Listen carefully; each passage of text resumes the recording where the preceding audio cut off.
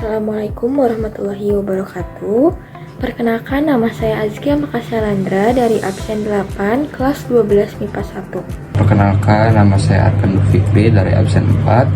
Saya bertugas sebagai presenter yang mempresentasikan bagian gugus fungsi tata nama senyawa dan sifat fisikanya. Perkenalkan, saya Regina Nabilia Putri, saya dari absen 25. Di sini saya bertugas sebagai pengedit Canva dan video. Perkenalkan, nama saya Jeremy Nova dari absen 32.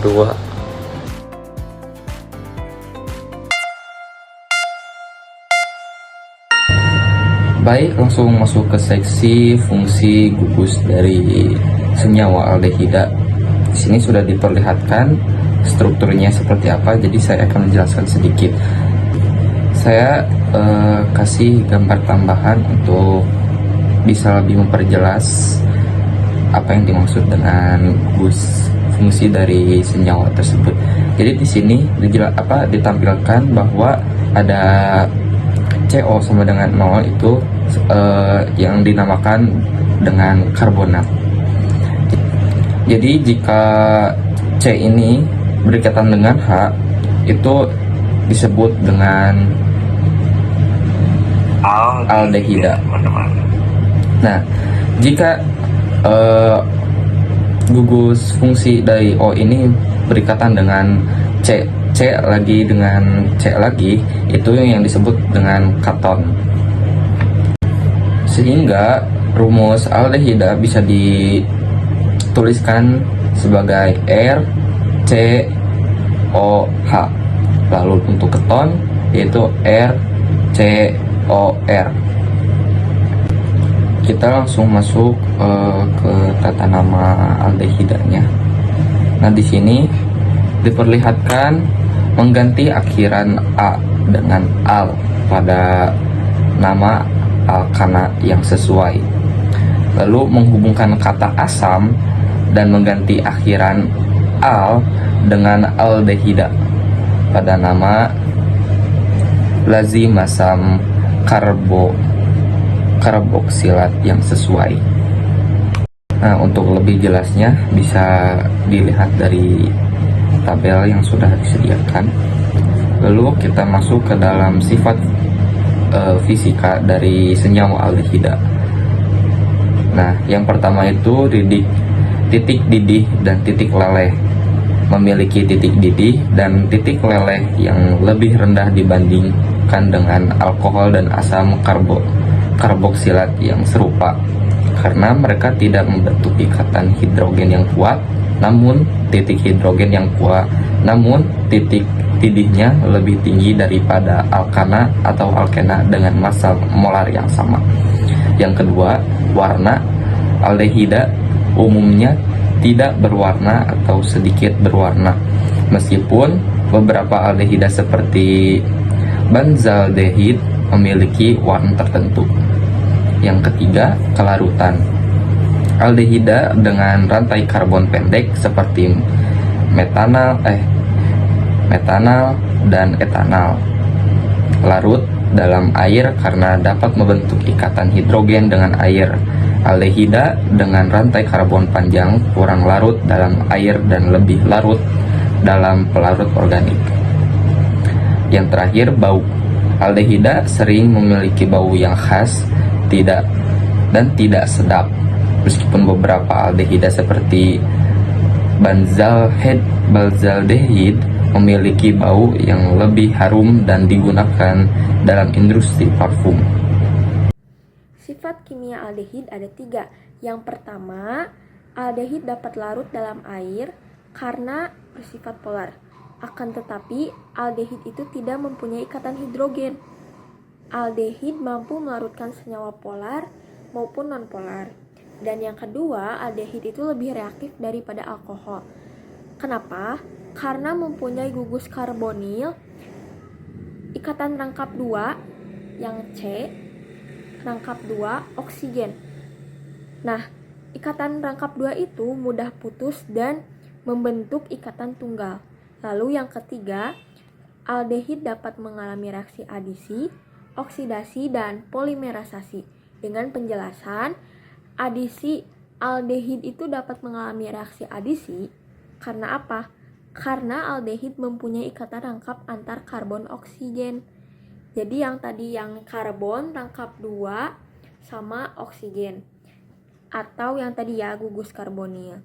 Nah, dengan sifat-sifat adisi, yang adisi itu hidrogen berlangsung dengan katalis PT atau Ni, lalu juga adisi hidrogen berlangsung dengan katalis PT atau Ni yang menghasilkan alkohol primer. Nah, itu mungkin sifat-sifat kimia dari aldehid. Di sini saya akan menjelaskan reaksi pembuatan dari aldehid. Yang pertama ada reaksi oksidasi aldehid, yaitu akan menghasilkan asam karboksilat. Nah, RCOH dioksidasi akan menjadi RCOOH. Nah, contohnya CH3, CH2, COH itu propanal. Bila dioksidasi akan menjadi CH3, CH2, COOH, asam propanoat. Lalu yang kedua ada reaksi adisi H2 atau reduksi dari aldehid. Nah, dari RCOH ditambah H2, nanti itu si H-nya akan masuk ke H. Jadi nanti tuh ada CH2. Terus lalu juga ada si 2-nya itu, si H1-nya lagi masuk ke O. Jadi bakal jadi OH.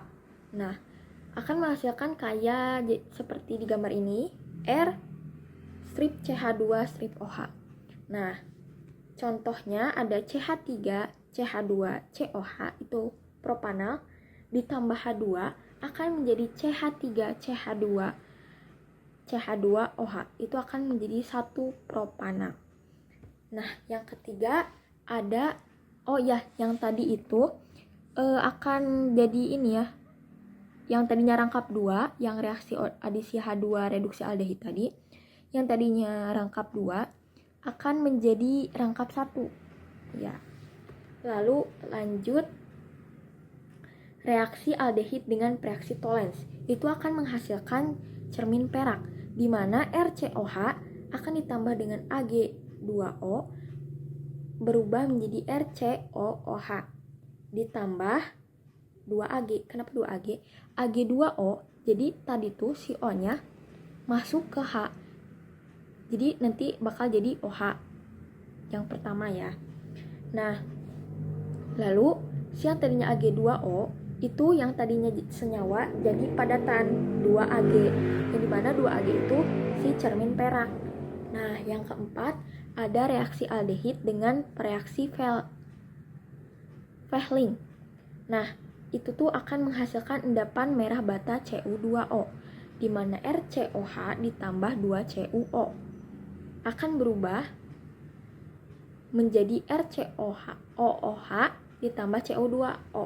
Di mana kenapa jadi OH? Karena O yang ada di 2Cu itu pindah ke O. Pindah ke H. Makanya kenapa jadi RCOOH ditambah Cu2O. Jadi si yang 2CuO juga bakal berubah jadi Cu2O. Nah, Cu2O ini adalah endapan merah batanya. Lalu yang kelima ada aldehid dapat mengadisi HCN, menghasilkan senyawa hidroksinitril, di mana RCOH akan ditambah dengan HCN. HCN ini hanya akan ke O, C-nya ini akan ke H. Makanya kenapa atasnya jadi COH. Akan menjadi COH, lalu si C ini ke H. Nah, makanya kenapa jadi RCH di atasnya jadi RCH, di atas CH ada OH, lalu CN. Nah, kayak gitu ya guys. Selanjutnya ada kegunaan aldehid. Ini kita ngambil yang asetaldehida. Yang pertama, asetaldehida ini bisa digunakan sebagai bahan dasar asam asetat dan butanol serta dalam pembuatan zat warna, plastik, dan karet sintetis. Dan yang kedua, asetaldehida ini bahan dasar zat warna, plastik termostat, dan damar sintetis. Yang ketiga, dijadikan sebagai bahan pembuatan formalin. Dan yang keempat, sebagai desinfektan, insektida, pengawet mayat, dan dimanfaatkan juga dalam industri plastik. Untuk sumber yang tadi reaksi itu dari Kim Ude ya guys. Mungkin segitu saja penjelasan dari saya mengenai reaksi-reaksi dan kegunaan dari aldehid ini. Mohon maaf bila ada kesalahan. Wassalamualaikum warahmatullahi wabarakatuh.